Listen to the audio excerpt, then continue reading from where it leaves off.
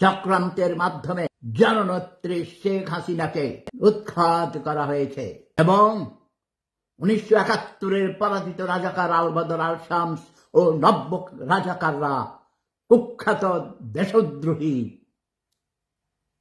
আন্তর্জাতিক criminal doctor Mohammad ইউনূসের নেতৃত্বে যুব সমাজকে পথভ্রষ্ট করে জাতিকে হাজার বছর পিছিয়ে দিয়েছে, দেশের অর্থনীতির 12টা বাজিয়ে দিয়েছে, সকল উন্নয়ন কর্মকাণ্ড মুখ থুবড়ে পড়ে আছে। বাংলার মানুষের বর্তমানে একটাই দাবি, শেখ হাসিনাকে দেশে ফিরিয়ে এনে রাজনৈতিক অধিকার দিতে হবে এবং দ্রুতবেগে তত্ত্বাবধায়ক সরকারের অধীনে সকল দলের অংশগ্রহণের মাধ্যমে জাতীয় নির্বাচন অনুষ্ঠিত করতে হবে।